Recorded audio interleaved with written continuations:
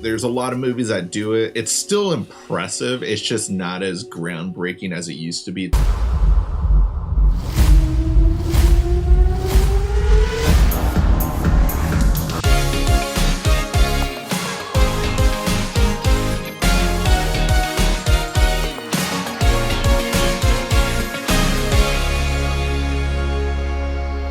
Drive-by movies, you're watching Fresh releases. My name's Blaise. And I'm James.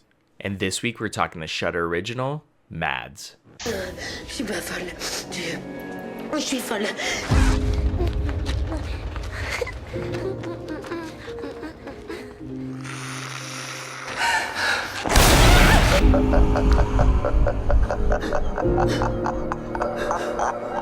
MadS was shot in one take, so it makes sense that we should do this in one take as well. Anyways, the movie is about a teenager who stops off to see his dealer to test a new drug before heading off for a night of partying. On the way home, he picks up an injured woman and the night takes a surreal turn. And boy, does it. So right here we have a Shudder original movie that got a decent amount of hype last year, but I didn't really hear much about it.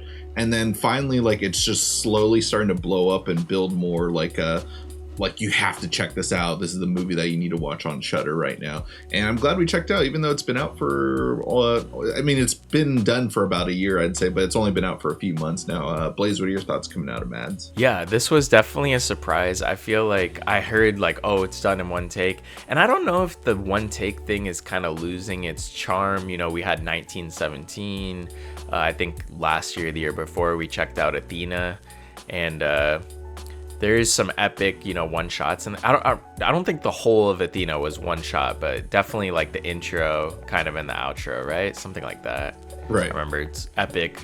A lot of almost one take. I could be wrong. Maybe the whole movie was, and I forgot. But yeah, I feel like that one take thing is a little bit losing its charm. But have we seen it really effectively done in a horror movie? I think MadS is the first one that I've seen that's done it well.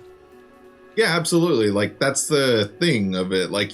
There's a lot of movies that do it. It's still impressive. It's just not as groundbreaking as it used to be. It doesn't have that charm of when the Children of Men came out, utilize these long 5-minute, 12-minute sequences with a lot of action going on, where it was just oh my gosh. And 1917, we all know that there's multiple cuts in that movie, but they just edit it to make it look pretty fluid. Pretty sure that was the case with this movie. I could be wrong, because I know it was shot over 5 days, so I assume there's 5 different sequences or something, or maybe more, that they were just able to blend in very well. But this movie's still very effective what it does, especially within the gore department and just the effects. A lot of this is practical, and it's just the idea of having to time it correctly, block it correctly, still makes it very impressive. I'd say overall the only thing that this movie is lacking is just the overall narrative story. There's nothing wrong with it, but go out to tell people what it is. You're just gonna be oh, so it's a zombie movie basically. And no, that's not what this is at the end of the day. There's also some impressive, narrative utilization of drug tripping sequences. So it feels like it has the feeling of the grittiness of 20 Days Later mixed with a Gaspar Noé style movie, I felt like. Yeah. This was actually done in one take. I guess there isn't supposed to be, hidden cuts in a film like 1917.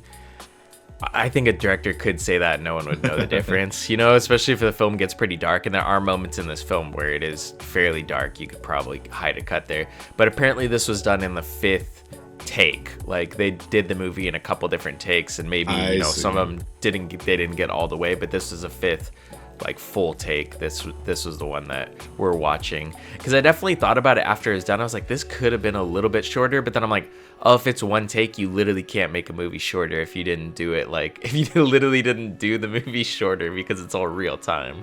Yeah, I mean, that's impressive if it all was done in one take, especially like you said, there are moments where they're having to use practical effects and blood effects. I definitely saw some where there's heavy usage of VFX, but there are where there's some practical effects in there where I'm okay, how did they get a guy to give them the squib, or when did they get attached to the squib, or the effect was prepped basically? Because are you gonna prep it an hour before the effect actually takes place? Seems kind of crazy to me. But Yeah, this is like one of those almost like magic tricks, and it's especially cool to see it done in the horror genre, because most oftentimes I feel like we don't get horror movies that are all, or there's some, I'm thinking there's some. The Silent House was definitely one of them, the original. I forget what the original's Spanish title was. And then what was that movie we watched a couple years ago that was like the underwater like haunted house movie? That was supposed to be in one take as well, wasn't it?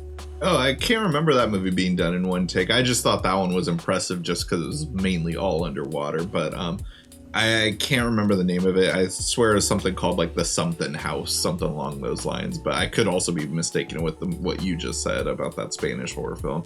And I remember the Elizabeth Olsen remake of that movie as well too. But yeah, still, it's seen at an independent level, just is still always impressive, just because you don't know with independent films these days, like, is this guerrilla filmmaking or not? Like, because there's a lot of public sequences on public roads and everything, and just like the idea of having to get people to stop their cars to not interrupt, or just onlookers. There's a lot of extras within the party sequences where I myself was just like, who's gonna stare at the camera, who's gonna mess up this shot? But that doesn't happen. There might have been some stuff that I might have overlooked in the movie that might have been little mini screw ups, but this movie's just, that makes more sense than if it was shot over 5 days. It's just like, all right, we'll try it again today, because the opening starts out with the sunset, and the rest of the movie goes into the nightlife of the chaoticness. So makes sense having to just start at the same time every day and just trying to get it right. And it just is overall just super impressive with just it coming together. Whether or not you like or dislike this movie, it's just like there's still something to appreciate about this movie and the magic of filmmaking that went down into this. So this was done by David Moreau, who previously directed a couple horror movies, co-directed horror movies. One of them was Them. Do you remember that movie? It's the one that inspired The Strangers.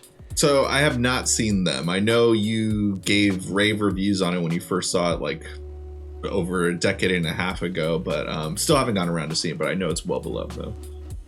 Yeah, that one definitely, at the time I really enjoyed it. I haven't seen it since. That was honestly maybe even 2 decades ago at this point. I'm not really sure, but like I would say that film was really creative at the time, and it spawned or inspired the Strangers movies. I don't know if they had the rights to it. It ends up being nothing like the Strangers movies, but it's interesting that was so long ago, and this director's come out. I think it's been a while since, and he's not co-directing anymore. He's doing his own thing, and he's doing something like this where it's all one take. It's definitely a lot more difficult choreographing a film like that and blocking it, like you said.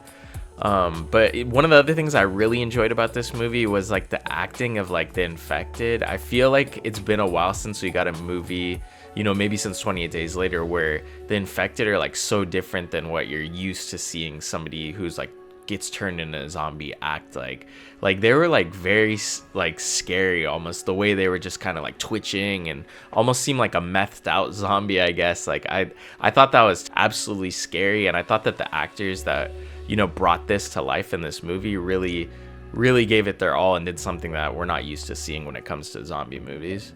Yeah, and that's definitely what makes these movies kind of stick out more. At the end of the day, I think more people are going to comment on the camera work within this movie and how much planning went into it. But that is a nice take on it, just because this movie is so drug infused. So it's like interesting to kind of utilize that with how these like infected zombie creatures like kind of act.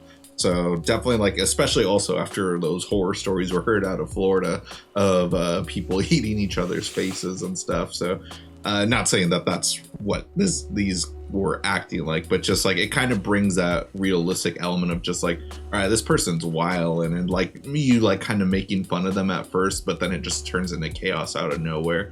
Like it just kind of makes it feel a lot more real world, I guess you can say, when this is still a horror film at the end of the day. Yeah, I would say if you have Shudder, definitely check this out. If you don't have Shudder, there's a ton of great stuff to watch on Shudder. This is easily one up there with one of the best things, but I'd say there's a ton of great stuff to check out on Shudder. If you've never had it, definitely this is the chance to go check it out. Yeah, I'm glad it's getting good word of mouth right now too. Just because it's been out, I believe, since October of last year on Shudder. So I'm glad that we finally caught up with it. And it seems like last year all anyone could talk about was Late Night with the Devil, and in a violent nature. And then this movie, you know, might have been more low key, but just is building that traction. Same thing with another movie that just came out a week ago called The Ugly Stepsister. Also, I keep seeing a lot of people review that as well. So it'll be interesting to see how well just Shudder does this year and see how many people talk about it, because they've been putting out some great stuff also with Oddity last year too. Yeah, great way to help support the show. You know, just check out the movie itself on Shudder. Come back here and leave a comment down below to help support the show. As well, you can also rent it through our Amazon affiliate link in our description box below. And if you guys haven't already, go ahead and smash the like button, hit the subscribe button, and click that notification bell to get all our latest updates. And speaking of updates, catch all our social media links down below. We got Instagram, TikTok, Twitter, X, whatever you want to call it, as well as our own personal Letterboxd accounts. That's it for this week, folks. Tune in next week for a brand new video.